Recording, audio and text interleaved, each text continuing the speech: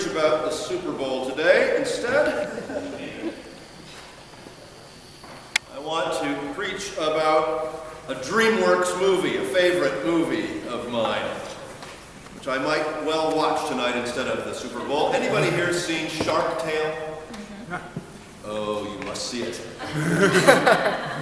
DreamWorks, Shark Tale, see it. The star of this picture is a great white shark named Lenny, who happens to be a vegetarian.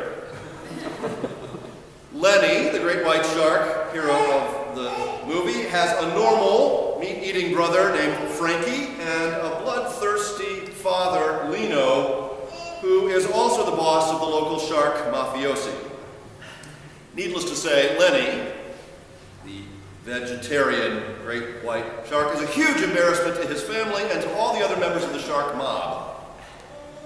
Tragically, in the movie, his brother Frankie is killed one day by a stray anchor, and Lenny is faced with the impossible task of being the only one in the family who is left to live up to his father's expectations.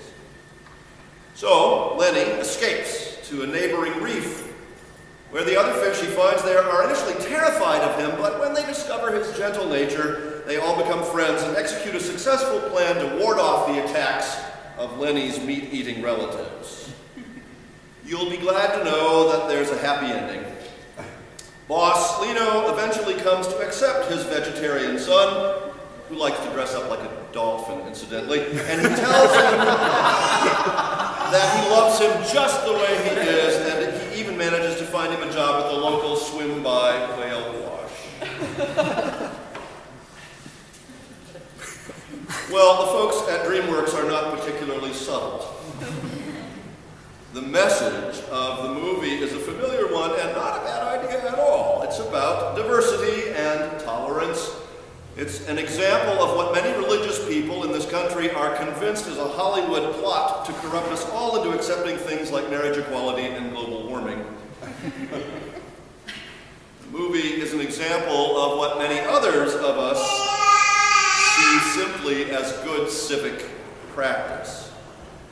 Gratifying inaugural address, the richness of a diverse society. We're all different, and that's okay.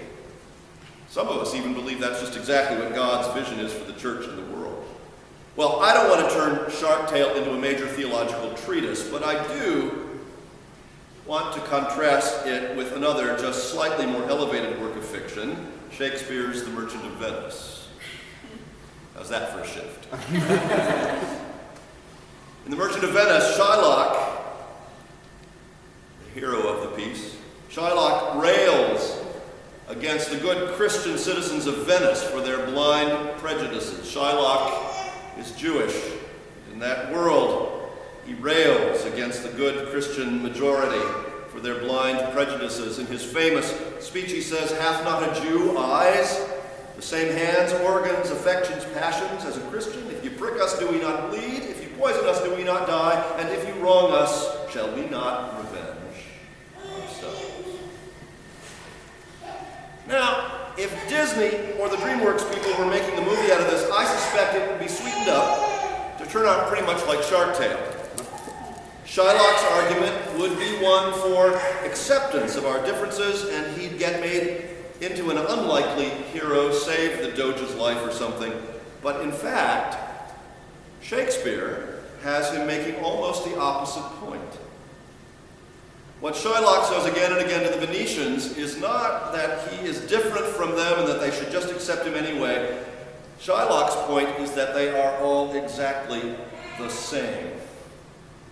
Good, bad, and indifferent.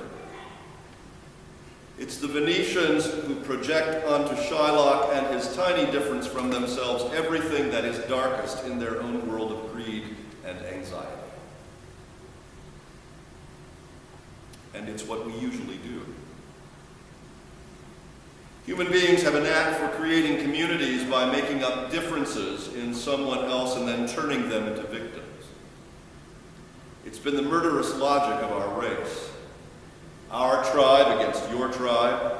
We can be safe only if you are not. We can be right only if you are wrong. We can be holy, we can be right with God only if you are on the outside looking in. And we don't have to look too far, do we, to see the disasters that result from deciding that God is exclusively on our side. In today's gospel reading, Jesus comes home.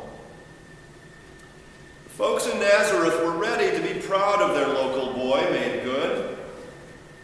They'd heard the stories, the miracles, the crowds coming to hear him preach, but they were not prepared for the kind of preaching they heard that day in the synagogue.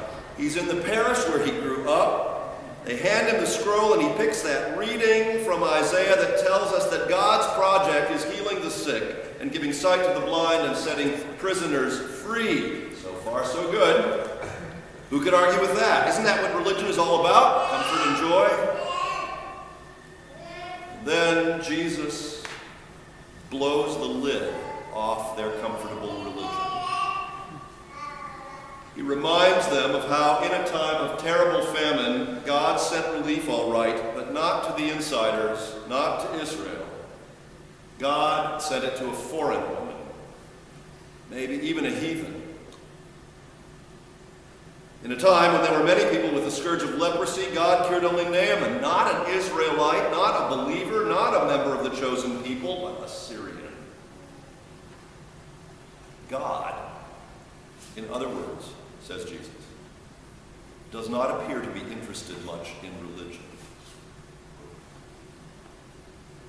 God, I believe Jesus says, God is not interested in religious definitions of who's in and who's out, who's pure and who's not. God is not concerned with our differences. God is passionately, deeply, intimately interested in our sameness, in the things that make us human beings in the first place. And God demonstrates it by going first to those who have been told that they are outsiders, something less than fully human, sinners, perverts, heretics, not our kind. Their pain, their bleeding, their need, their hurts and heartaches and fears and joys and sorrows and sins have God's full attention, says Jesus. Their needs, their lives, says Jesus to that synagogue, their lives are no different than ours. We are the same. As I like to say, Jesus demonstrates that God has the most appalling taste. And the response to this in Nazareth was outrage. They tried to throw Jesus off a cliff. Who wouldn't? If God's love is that indiscriminate, religion loses its power to keep us in line, to keep us all in our spiritual place. And Jesus is an equal opportunity offender. He's as offensive to liberals as he is to conservatives. God is for absolutely everyone, says Jesus. But that goes way beyond the kind of mild tolerance and diversity we think it leads to. The gospel isn't some kind of religious ACLU. Following Jesus takes us way beyond tolerance. Far beyond live and let live. Following Jesus takes us straight into the land of love. The kind of love Paul holds out for us in that famous reading from 1 Corinthians. The word for love there, if I speak in the tongues of men and of angels but have not love, Paul's word is agape. In Greek, an endless and active stance of goodness toward others that has no limits, no litmus tests, and expects nothing in return. That's agape. Favorite author of mine, Brian McLaren, says that if it really is good news that Christians preach, it must be good news for everyone, whether they believe it or not. Right. We must be that good news, if it really is good news. It's what we commit to in every baptism. Vows we'll renew together in just a moment. It's the gift we receive from this table. There's an old French story that says, I love this story, that says, when we arrive at the gates of heaven, we will not be asked what we believed or how good we were or if we kept all the rules. We will be asked only one question. Où sont les autres? Where are the others?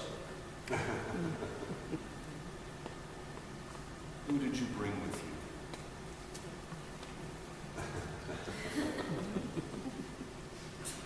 Dear friends,